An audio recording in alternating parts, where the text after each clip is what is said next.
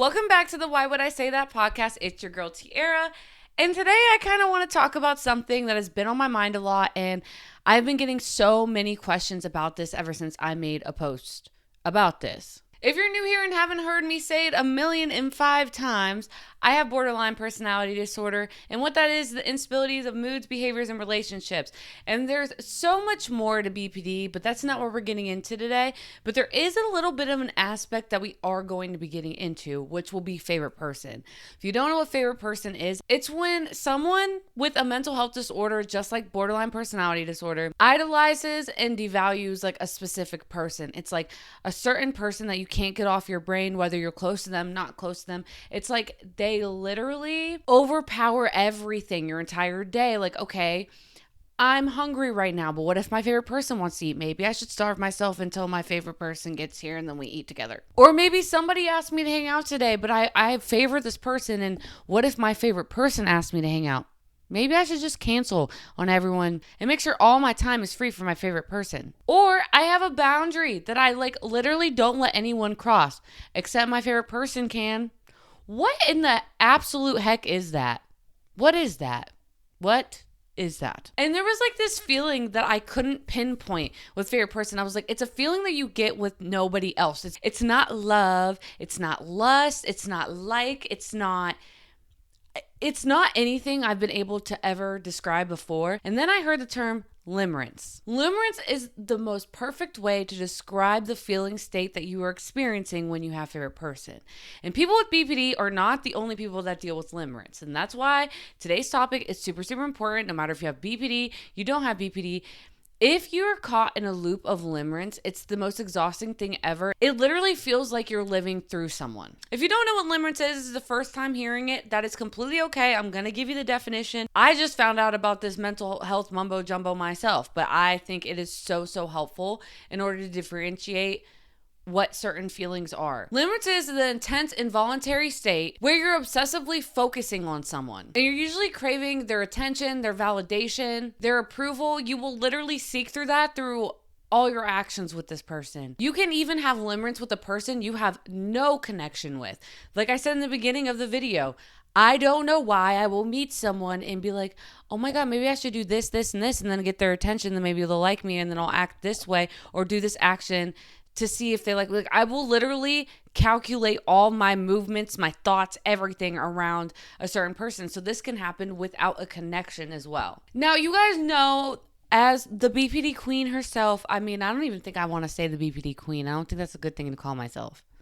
I don't want to manifest that. But as someone with BPD, I like to get in the root of these things and look towards why these things are happening, because I do think it plays a big part into getting better. So you know what parts of yourself you need to heal.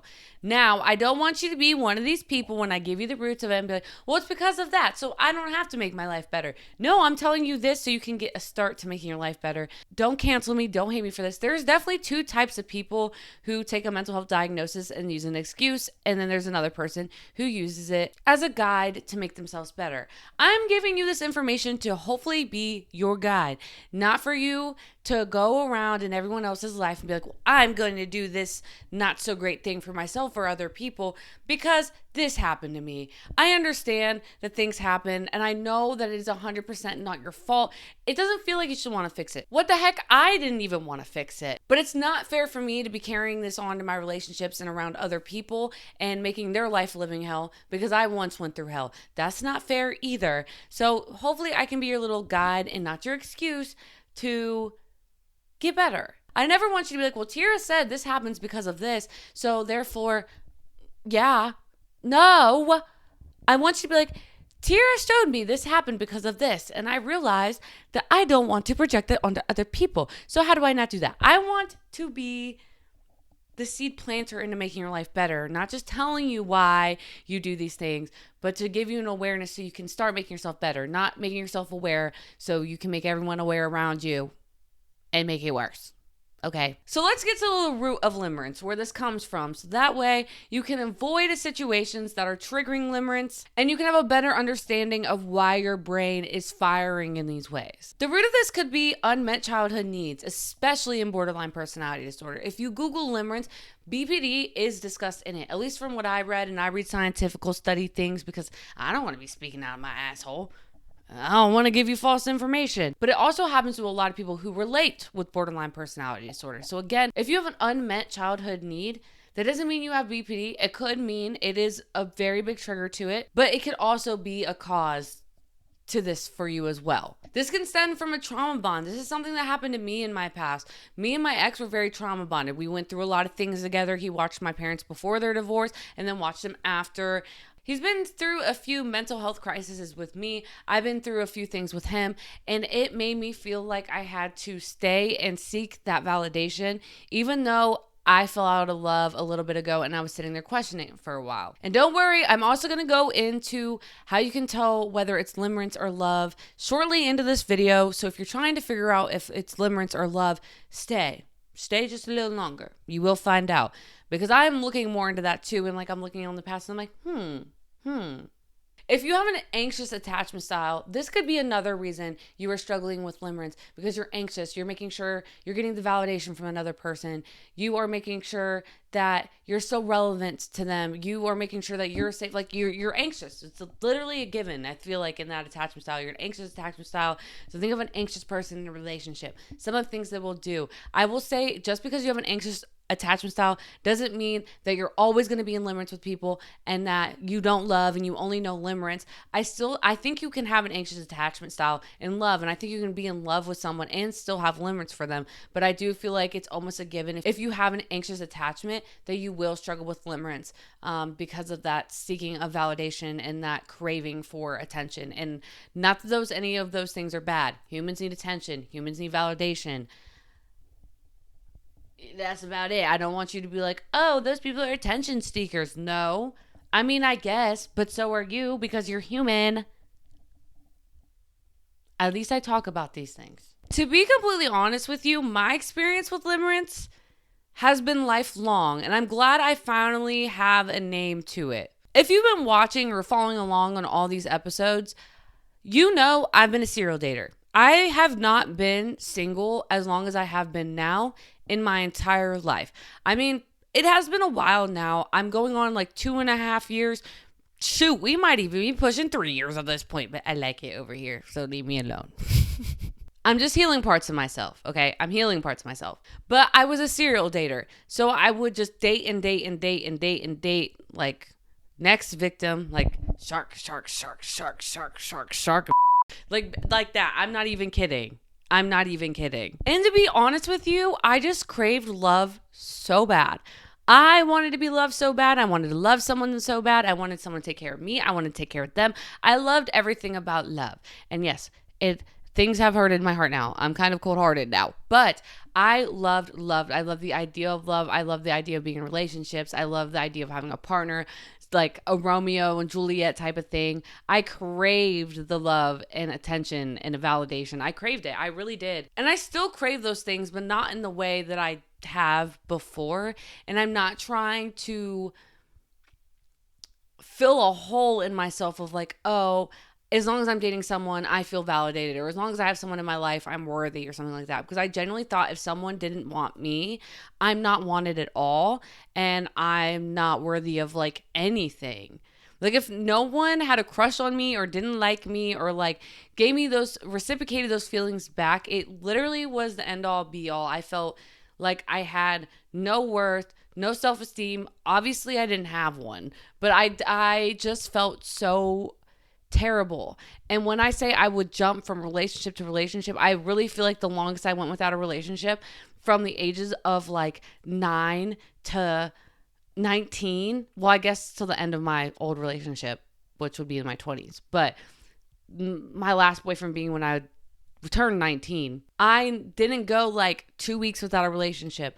I did go through a little era where I was like single, but I'd still be with someone like all the time. So I don't know. It was something I struggled with a lot, and I never really got to find who I was without people, and I never got to find myself outside of searching for validation, and I didn't think I was worthy unless I got that validation from somebody. It was super hard and exhausting because when you did get in the transition period of like, okay, I lost the last boyfriend, I broke up with them, they broke up with me, whatever it may be, you would feel like you're nothing or nobody, and then I'd be just revamping myself for somebody else to make sure that I was needed. I have no idea if that makes sense to anybody, but that's just something that I experienced, and it was like terrible feeling and exhausting, and I always felt tired, and I'd be the girl that would be waiting for the text message at midnight like, okay, I'm ready. I've been ready for hours. I'm just waiting for that text back. I hope that they need me and they want me and pick me, pick me, pick me. That is literally how it felt, okay? And it was terrible. It does not feel good to be a little pick me girl.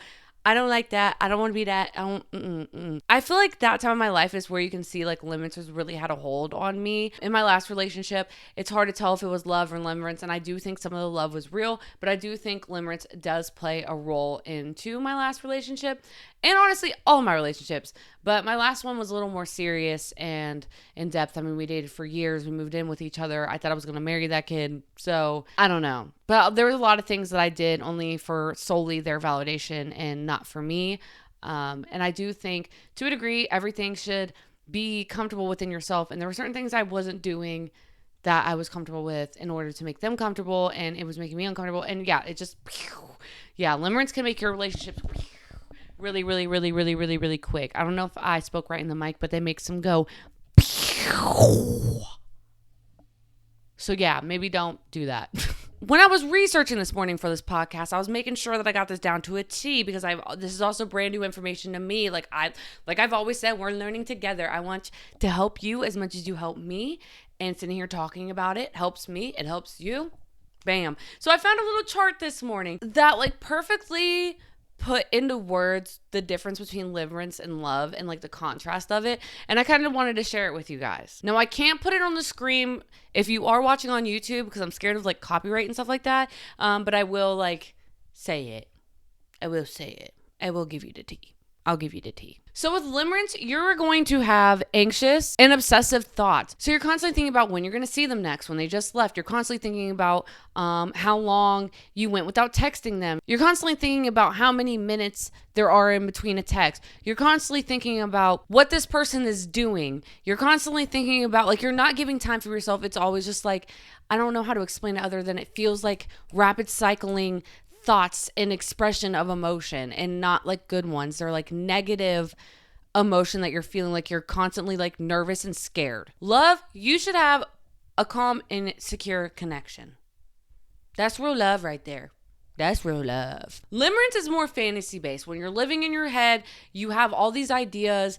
You're like even putting this person on a pedestal. You are like in love with their potential and not with like what is factually happening. You're like, well, they will do this for me, and not that they are doing this for you, that they will do this, and this is how I see our marriage and our kids. And you're falling in love with this idea of someone rather than the reality of someone, which takes us back to love. If you are in love, it is very reality based. Like, okay, this person made a mistake, but maybe they made it up in this way, and that's how I know that they love me. It's like small things of affirmation will show like the reality that they love you, rather than it's just like, oh, they said they were going to do this, or I'm imagining this is going to happen, so it's going to happen. That is the difference between Limerence and love. Limerence is conditional self-worth. They choose me, then I'm worthy. They picked me, I win. But that should not be like your sole purpose in life. Love is mutual respect and empathy. Like, you should respect yourself as much as you do your person. And you should want your person to do the same to you. Like, if your person doesn't have self-respect or anything, how are they going to protect you and things? So like, you need that for yourself too, because it is almost scary to someone else when you don't respect yourself, because it's hard to make sure that they can trust you in order to respect them. I have no idea if that makes sense, but it makes sense to me. So I don't know, just sharing. Another thing with Limerence, you view unavailable people as a challenge. Guilty. I'm guilty of this. I'm just like, it's fine. They're the love of my life. It's just a challenge. I got to see it all the way through. But that's not what love is. Love is about presence. It's not about pursuing someone. It's not about the chase of someone. It's about having someone in your presence and having that mutual understanding with each other, not a chase. Love is presence. Limerence is a chase. So what kind of questions can you ask yourself when you're dealing with this? Because I mean, even with that chart, still a little bit confusing. Like, what do I ask myself in order to know if I'm dealing with limerence? And honestly, I didn't know. I've subconsciously have been doing this for a while now, and it has healed me. I just have a name to it now, so I can finally share this information with you. So some things I like to ask myself when I'm like crushing on someone, or I'm like idolizing them, or really just crushing on them. I like to ask myself, do they make me feel triggered? Or do they make me feel safe? A lot of times with limerence, you're going to have that scary impending doom feeling and not like the safe, like, oh my God, it's reciprocated feeling. If they're triggering the symptoms of like, oh my God, are you texting them? Are you doing this? Are you doing that? Are you doing this? And like trying to control the situation, you're like trying to have all the control and it's not mutual. It might be limerence and not love. You shouldn't be anxiously just scared what a person's going to do or how they're going to act or how they feel towards you. That's not love. That's walking on eggshells. Another question I like to ask myself, am I building a fantasy or am I building a relationship? Do I have an idea of them in my head that has not actually factually literally happened before? Or am I building a relationship? Am I building a connection? Am I communicating with this person? Am I actually building something? Or do I have an idea of what I want to build in my head? And am I projecting that onto someone? This is a hard pill to swallow, but sometimes you miss a person and not that specific person. We all crave people in our life. We all want partners. We all want a friend. We want something. We crave that. We are human. In the olden days, we traveled in packs. You are literally wired to crave someone, so don't feel bad for it, but don't choose the wrong person because of this. You crave connection, maybe not that specific person, and sometimes I like to ask myself that as well. Am I craving connection or am I actually craving that person right there? Because I don't want them to be collateral damage to that, because if that's not my person, it's going to come out in the end anyways. Am I actually craving that person or am I craving connection? Another big thing I like to ask myself, but I try to be very like, how do I say this? I try to see the full picture of it because there is a lot of times in a lot of my relationships that I do feel this way. When you aren't around this person, do you feel like you completely disappeared, that they don't care about you, that like none of it is real? You have to ask yourself as well, is this real or imagined? Because there are some times where I'll have like my best friend, we're not hanging out today and maybe they didn't text me or something. I feel like I disappeared and nobody cares, which I've gotten a lot better at managing those emotions. But like genuinely, do you disappear from this person's life? Do they check on you? Do they ever ask if you're okay? Do they ever ask you to do something? Do you guys have an actual connection? But make sure that you're also not making up the disappearance in your head, because that's something that I also struggle with. I will take it too far and be like, oh my God, I disappeared. So you know what? Maybe it is limerence. Oh my God, it's that. But that is something like you kind of have to ask yourself two questions with that, at least personally for me. But I think that really helps me get a better understanding if I'm dealing with love or if I'm dealing with limerence. Love grows over time. Limerence develops very quickly. It's very intense and it's very painful. It literally feels like an emotional roller coaster. I know my mental health disorder is already an emotional roller coaster, but put limerence in the mix, call it the top thrill dragster. Oh my God. There's a few things I've done that I have made rules for myself for a long time now that really do help break the cycle of limerence, and I didn't realize that's what I was doing while doing it. So these things I literally implemented in my life, 100%. I'm not lying. I did not read these things off the Google like, okay, should go for a walk and limerence will be gone. No, these are literal things that I have practiced in order to get through times like this and to hopefully not deal with this as much in the future. Self-reflecting helps so much. If you're dealing with limerence, you need to ask yourself, what are you hoping that this person will fix inside of you? Because limerence does stem from this like hole and void that you need to fill, at least personally for me. Maybe not for you, but for me. I've said it in the beginning, I wanted to feel love. I wanted to feel validated. I just felt unworthy if I wasn't needed. And I needed to get to the root of that. So I had to ask myself, what am I hoping this person fix in me? And there was like a lot of answers for this personally for me. I wanted to have a personality. I wanted to have my own hobbies, my own friends, but I was hoping that maybe a person would come along and like their friends would be my friends and their hobbies would be my hobbies, and then I'd be perfectly healed or something. And those are some of the things that I was hoping that would be fixed in me, but I realized that no one can fix me but me. No one knows what I want to do but me. No one knows what friends I want to have but me. And that's something I really had to reflect on and start working on. It's not a fun question to ask yourself, but it is super, super helpful, because if you don't know the answer to that question, you're going to be searching and searching subconsciously to answer that, and you're going to be searching in the wrong places when the answer is probably already inside of you. And girl, you need to set a freaking boundary with yourself. I don't care if you've never set a boundary in your life. You better set a boundary right now and stop checking their social medias all the freaking time. That's something I like to do if I'm dealing with this. I don't check their social media. I don't sit there and refresh the page and see how much their snap score went up. Not anymore. I've been there, done that. Trust me, I used to be crazy.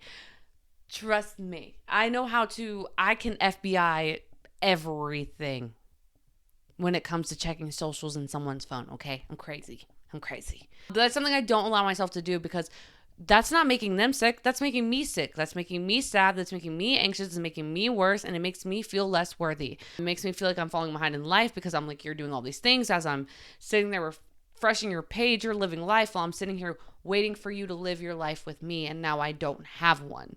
So get off the social media, set a boundary with yourself. Don't sit there and reread their texts and try to figure out what their tone was and do all that. Do not sit there and make yourself sick. Go color a picture or something. I don't know. Just don't sit there and literally revolve your life around them. Be like, okay, I'm refreshing their Instagram. I'm refreshing their Snapchat. I'm rereading all our texts because maybe I said something wrong. Maybe they're not texting me for this 1 minute because I texted in this tone that maybe I didn't mean to text in. You don't need to sit there and make yourself sick, okay? Like, stop checking up and doing everything for this person. Stop revolving your life around this person. I know it feels uncomfortable at first, especially because if you are trying to like put a pause in these behaviors, the first time you're going to want to do it, the first thing you're going to want to do is grab your phone and check their social media and see what they're doing and try to be a freaking FBI agent. But you don't do that. You're going to sit there with the anxiety for a little bit. Like, what are they doing while you sit there and color a picture or whatever coping skill you want to do? But eventually over time, the anxiety goes down because you start telling yourself like, hey, I can live life. They're living life and I deserve this as well. It takes time. I have no idea really how to put that into words right now, but just stop checking on them 24/7. Quit being a creep. I'm not calling you creep. I've been there before, okay? I'm making little jokes and stuff so we can laugh about it because it's not fun. And the one thing that I may get pushed back on, because to each their own, I know not everyone, this is like their cup of tea, but I really feel like if you're struggling with limerence, you need to go to therapy. There's not a lot of topics I talk about where I'm like, therapy is very, very much needed, but I think when you're struggling with limerence, whether you're dealing with BPD or not dealing with BPD, you need tools and you need somebody there with you going through those things. I know therapy can be scary. I know it might not be your person, so how can this random person fix you? But it's very, very, very helpful for when your brain is catastrophizing in those moments and when you feel really lonely. Because when you feel lonely on the other end of limerence, when you like are in the moment of desperation and despair for a person, you will do anything. And I mean anything, at least personally in my experience, anything. I'm talking about end the whole world for a person type thing. So I think therapy is super, super important because if you are struggling with limerence, it's so hard to tell how far your brain will go when it gets to the really bad parts of it. Limerence is not good to deal with like at all in total at any time, but when it gets to the really, really bad parts, I think therapy will be so helpful, and there's so many tools they can give you. And not only that, you have a person you now can confide in. I think it's so, so important. I mean, no matter who you are, I think therapy is needed for everybody at any time of your life. Like whether you're in the best point of your life, you might need a therapist in order to stay on top of having the best life. Or if you're in the worst part of your life, you might need a therapist to get out of the worst part of your life. I think therapy is beneficial to everyone, especially of getting out of your echo chambers, because a lot of the times when you're hearing the same things over and over again, certain times you can't even help yourself anymore because you've heard that advice 1,005 times. It is super, super helpful to have someone else's perspective and someone else's word and like someone to confide in during those times when you're really, really struggling with something like this. And before I'm done yapping your heads off, I do want you to know there is nothing wrong with you for craving love. There's nothing wrong with you for craving the validation and the attention, especially if it's not something that you've experienced a lot in your life. There is nothing wrong with you for that, and you're not broken for that. And just because you've been through some things doesn't mean that you're less worthy of it now than before. You are so worthy of it. And you are so full of it. If you struggle with limerence, you are so full of love. You just don't know where to put it yet. And I want you to know there is nothing wrong with you for wanting to give that to someone and for seeking that in return. Even when you heal this part of yourself, you're still going to crave love. You're still going to crave those things because, again, you are human. But healing is when you are no longer chasing the crumbs of people who do not care. That's when you know you have poured your love into yourself, because even if you love that person, you love yourself enough to stop picking up those goddamn crumbs. I wasn't exactly sure how good this podcast episode would go because this is a topic I've never really touched before and I haven't heard talked about a lot, but I feel like it went very, very well. If there's something in here that I didn't add and you want to add it in, make sure you comment in the comments down below. Again, this topic isn't talked about enough, so it probably came on your For You page for a reason. Whether it's for you, it's for a friend, or whatever, whoever it's for, make sure you tag them down below so they can find me and we can get through this together. If you're watching on YouTube, make sure to give this a big thumbs up. Don't forget to follow so you're not missing an episode every single Friday, 11 a.m. sharp. And if you're listening on podcast, same thing. Make sure you're following this podcast. Give me a 5-star rating. It would mean the entire freaking world for me. I am sitting at a 5-star review right now, but there's only a few. So, I want to sit at a 5-star review. So if you give me a review, please give me 5 stars. But please give me a review. It is so helpful to this podcast, as I am a little baby podcast. But yeah, I'm done. I'm done yapping your heads off. You got enough information. I'm done self-promoing and asking you guys to do things for me. I'm done. Again, thank you guys so much for watching or listening. It means the whole freaking world to me. You guys are my little babies, and I don't know if I'd be here without you guys. So hopefully I can make you guys feel the same way. And yeah, I don't know. I love you guys. I love you guys more than anything in the whole freaking world. And until next Friday. Love you guys.